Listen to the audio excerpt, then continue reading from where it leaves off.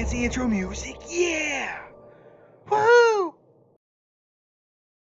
Hey everybody, welcome back to the stream, and today we're going to talk about the Borg Cube, going in depth on the level 28 plus player ship, give you all the information you might need, even though it doesn't really want to fit on the screen. Now, we're only a couple days in, but I wanted to have this video because a lot of people have actually gone ahead and grabbed it. If you're curious how many, well, just going by an average of what people are getting by the server, we've already had over 10,000 people just straight out buy it day one. And in terms of how many people are getting through the 20-hour battle pass live, so that means a lot of y'all need Borg information. So what I'm going to do today is give you all the information you need on the Borg Cube, some basic strategies and ideas of how it works. The first thing I think it'd be good to cover is how the leveling strategy works, which is a bit unique. So the whole idea for the Borg Cube is by the end of the game, it's the strongest ship in the game and will go toe to toe with the average ship of its tier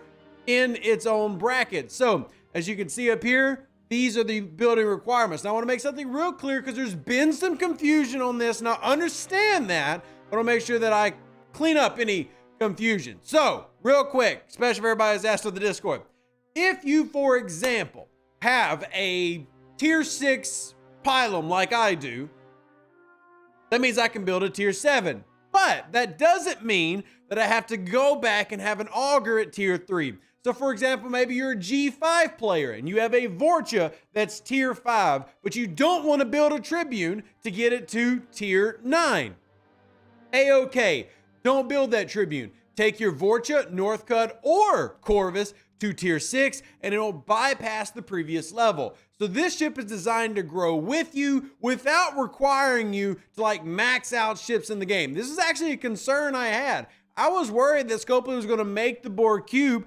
I see you peeking right there. I thought Scopely was going to make the Borg Cube require you to max out every faction ship, and that would have been really, really crazy. But that's actually not the case. It scales by tier right here. Now, after that, it comes down to the cost. How much does it cost to max this bad boy? Well, you can spend a lot of money.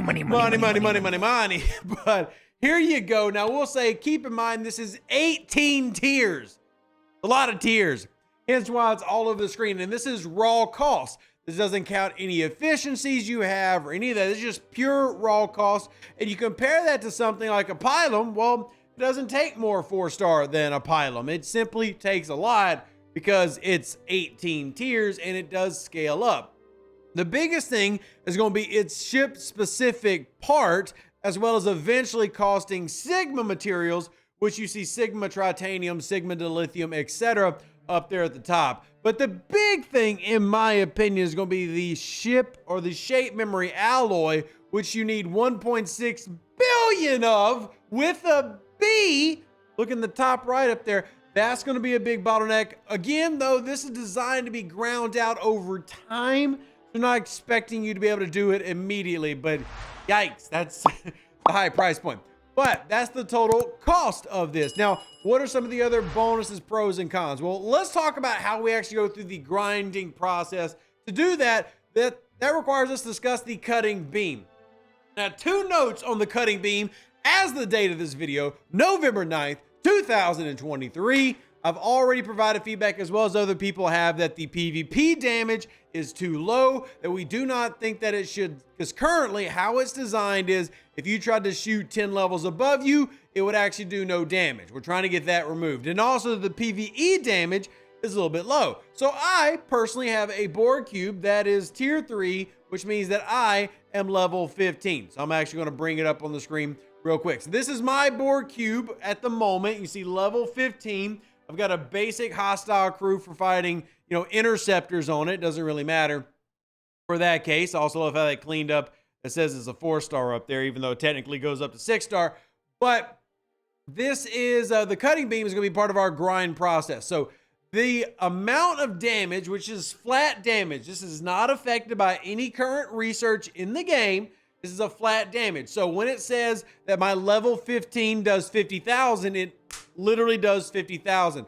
So what does that mean for you as a player strategy-wise? What a lot of folks are doing, it depends on where you're at, is they're looking for systems like here where they can hit a bigger hostile, especially traders, and then sting or cutting beam a smaller level hostile. Altania being an example for a low tier cube. You see, I've got a level, I got a level 3 cube. So I'm here low space. You're going to have a little bit of a warp range limitation, but that's not the only place you could do it. You see, Nadav is currently grinding as well, and he's hitting this one. So I'm just going to go ahead and be polite and not sting his guys. I'm going to go cutting beam another 37.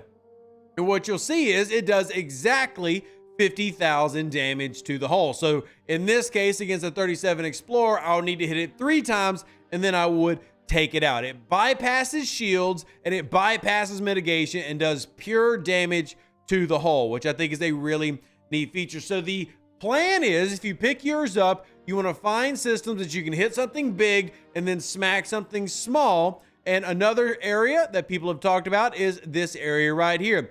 Going into these areas, for example, this 40 system right here. Why would you do this one? Well, because you can hit 38s and 40s and these 31s spawn.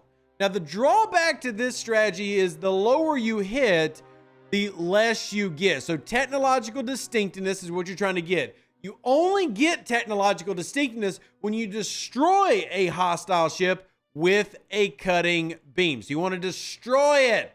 Key in the comments for those who missed that one early on. So you have to destroy a hostile. So a 31 would actually only be giving me a very low amount of 68, whereas if I were to slowly grind out one of, say, a 40, I did 225.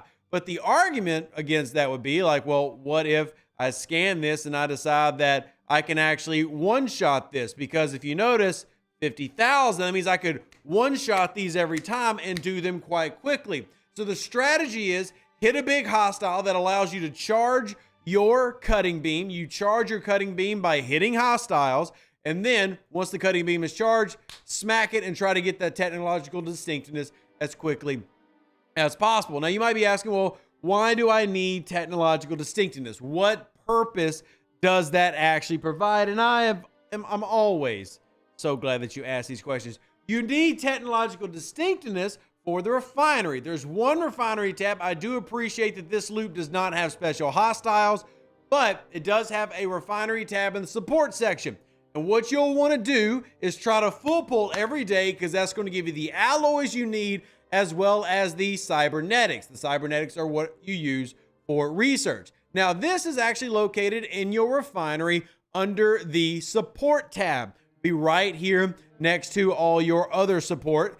This is where you're going to turn in your technological distinctiveness. So one neat thing is, because you're not limited to a type of hostile, and if you can find you a good system, just do a grind in, you could actually just sit there and grind out your technological distinctiveness and do it once a week and just turn them in, triple. Depends on how much you actually want to gather. You can see I'm currently sitting on 1,309 at the moment.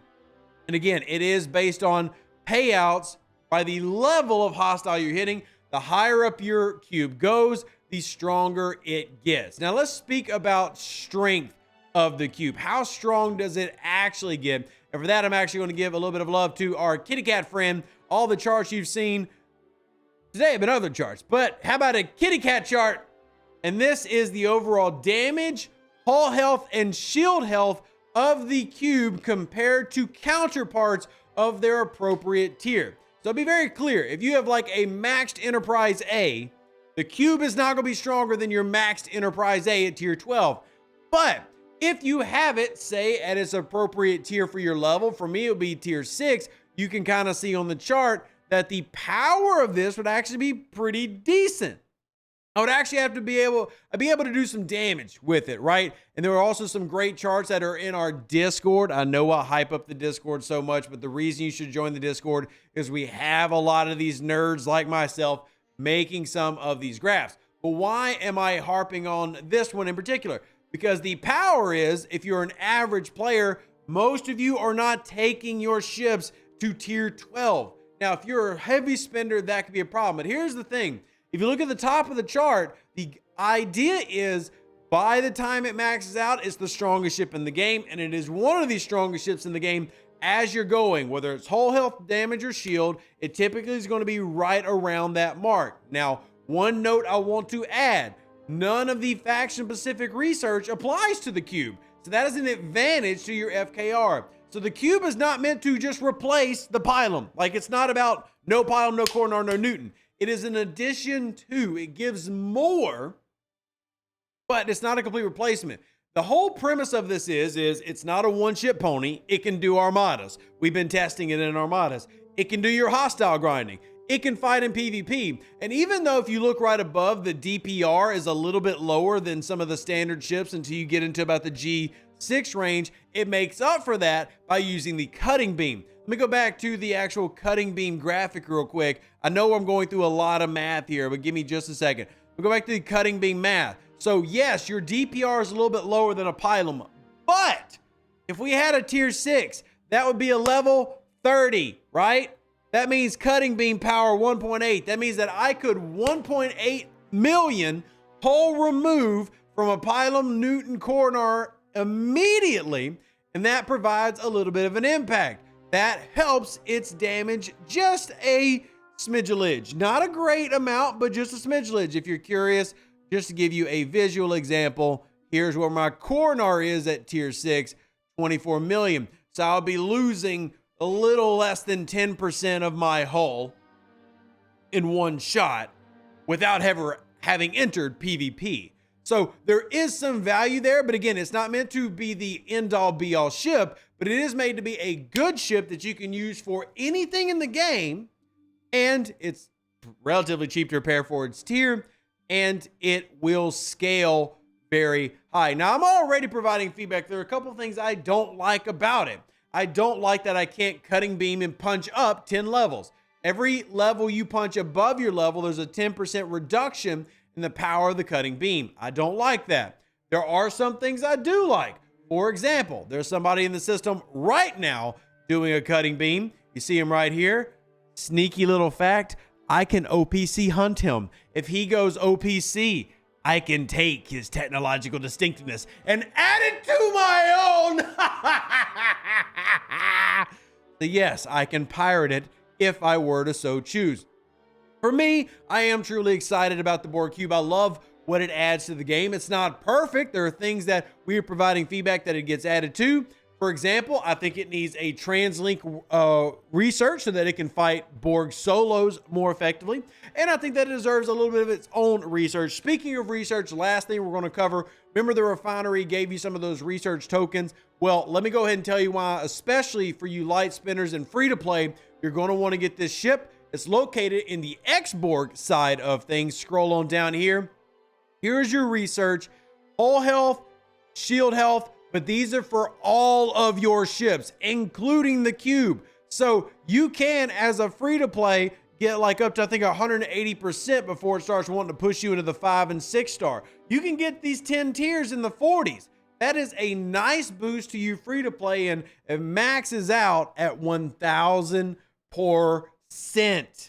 I think that's really good. So overall, what you have with the cube is an addition to the game that gives you a long-term item, a long-term ship that actually has usage. You can use it in a variety of ways and hopefully enjoy it. I'm enjoying mine.